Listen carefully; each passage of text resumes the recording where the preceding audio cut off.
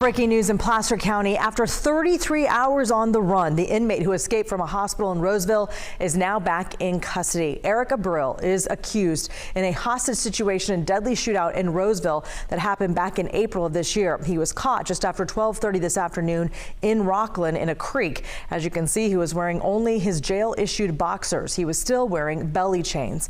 Now, a man who lives in that neighborhood tipped off authorities. He spotted Abril and called police. Thanks for joining us this afternoon. I'm Lisa Gonzalez. And I'm Andrea Flores. Abril's escape sparked a massive manhunt, put communities on edge, and raised a lot of questions about how he got away in the first place while under the watch of a deputy. Just about 90 minutes ago, the Placer County Sheriff said he takes full responsibility. There's a lot of questions surrounding the circumstances of this escape and how this happened, and I mentioned I had a lot of those same questions, but right now our focus was getting him back into custody, and now that he is in custody, we will be continuing and opening up our full investigation into the circumstances around Abril's escape. Now, as we conduct this full investigation, we have learned some information over the last 24 hours. We shared some of that information this morning in our press release with the fact that Abril was able to defeat some of his restraints. And as we conduct this investigation, we'll not only look into the circumstances around the escape, but we'll also review our policies, our procedures, and our equipment, quite frankly, to ensure that something like this never happens again. We have live team coverage of the capture, how it all unfolded, and where the investigation goes from here. Let's begin with KCRA 3's Ty Steele, anchoring our coverage from Sutter Roseville Medical Center, where Abril escaped from and where he is right now getting medically cleared. Ty? Yeah, this is a truly full circle moment here at Sutter Roseville Medical Center, where the very escaped fugitive who fled this area on foot more than 36 hours ago has now been returned to this same facility after suffering some type of injury during his time on the loose. Eric J. Abril, a very dangerous suspect, accused of killing a hostage, accused of attempting to kill a deputy at Mahaney Park back on April 6th. The mood here in Roseville, Rockland, and the greater Placer County area is a massive sigh of relief after this dangerous suspect has been retaken into custody. Let's talk about where Eric J. Abril was taken from. Zion Court, near Rainier Court in Rockland. That's where he was last seen after he escaped from Sutter Roseville Medical Center. And you can see how close these locations are, just 3 miles about from where I'm standing. And we can also show you where authorities say he was hiding. So this is the green belt on Zion Court behind some apartments in a residential neighborhood. People like to take their dogs here. They like to go for walks. Live Copter 3 flying over the area just a few hours ago, in fact. And you can see all the trees and the thick brush where Eric J. Abril was hiding behind these homes. So the sheriff, Wayne Wu of the Placer County Sheriff's Office, did give us an update on everything that's happened thus far up to this point. We go now to KCRA 3's Brittany Hope joining us live from the South Placer County Jail after witnessing that press conference live. Brittany, what did you learn? Hi, Ty. Yeah, we did just learn that Eric Abril will be booked here again once he is medically cleared. We also learned some new information about the sheriff's investigation into all of this, of how this all even happened in the first place.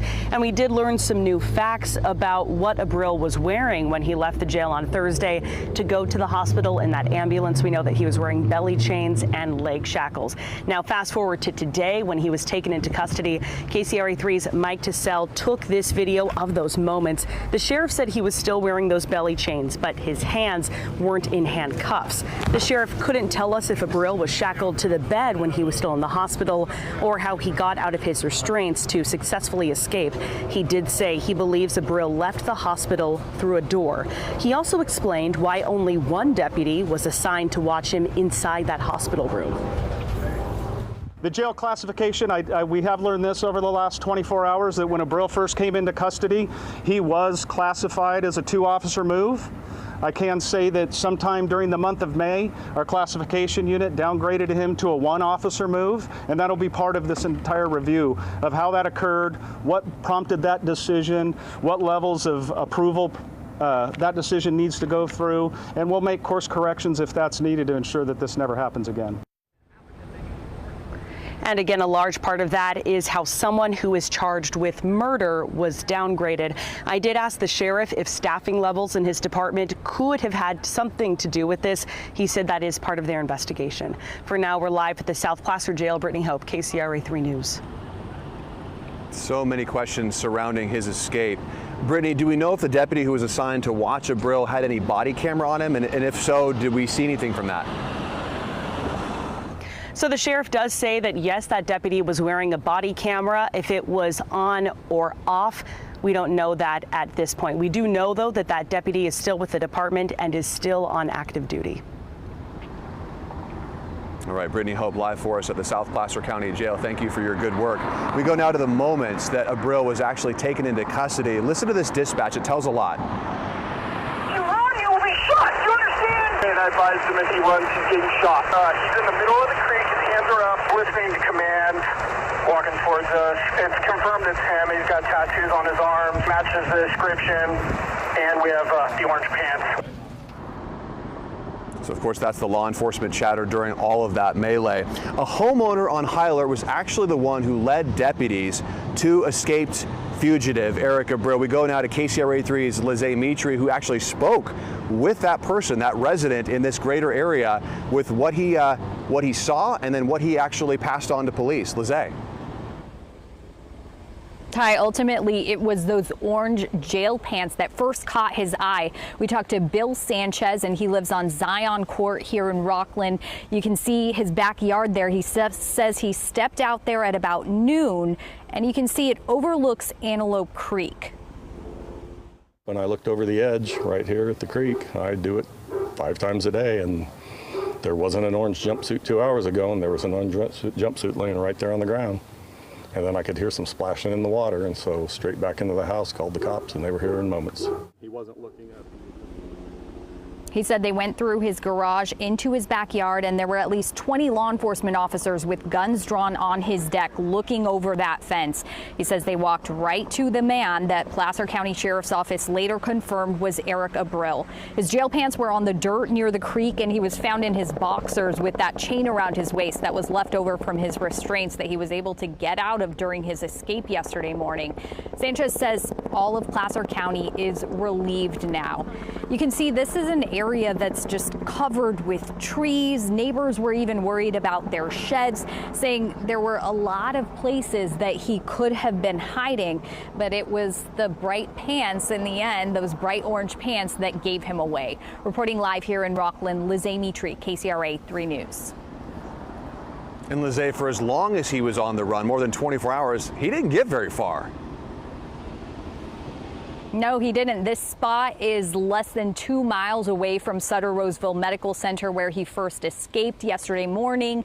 And from there, we know he was caught on surveillance video in the area of Rainier Avenue and Saddle Tree Lane. And that was at about 3:39 yesterday morning. And that's about less than half a mile, maybe half a mile if he was walking along the creek here from there to here. So like you said, it's all kind of been contained to this area. Yeah, basically just 3 miles from where I'm standing right here where he originally escaped from. Lizzie Mitri live for us in that neighborhood where that alert neighbor actually led police to the suspect. Thank you so much. Okay, so the theme right now is alert neighbors, and we spoke to some other neighbors in the area who were absolutely terrified when this was all going on. Take a listen. Terrified. So my mom has lived here for 40 years, and there's sheds and things and, vehicles parked and things like that where there's lots of hiding spots. So last night I was here in the evening searching the property and making sure everything was safe. And then again, I came early this morning to recheck.